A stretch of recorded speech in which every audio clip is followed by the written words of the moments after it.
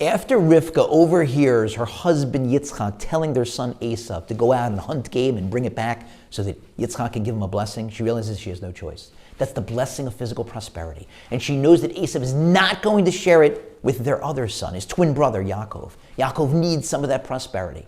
And so she has to tell Yaakov that he's going to reluctantly have to impersonate his brother in order to get that blessing. But how's he going to do that? He's smooth-skinned. Esav's hairy. Fortunately, Rivka has in her possession Esav's coat.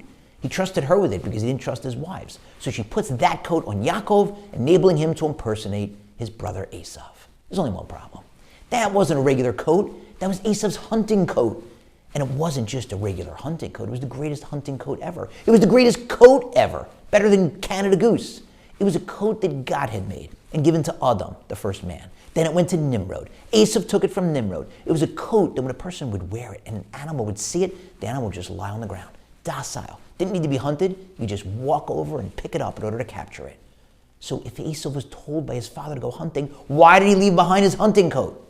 For a possible answer, look at the words of the command from Yitzchak to Esav. Yitzchak tells him, I want you to take your hunting equipment, your sword, and your bow, and go hunting. One second. Esav's the world's greatest hunter. He doesn't need to be told what to take along on a hunt. My clients don't have to tell me what to bring to the courtroom when I go there to represent them. I know what to bring to court.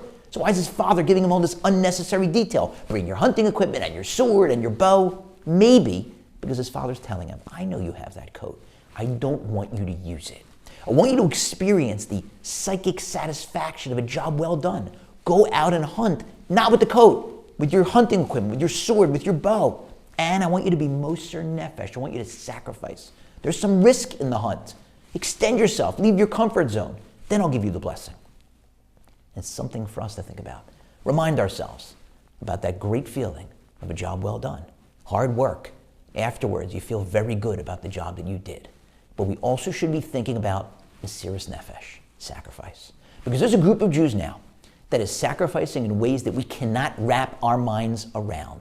These soldiers in the Israeli army who are in Gaza, going door to door in combat, urban combat, against an enemy that has literally broadened the definition of evil.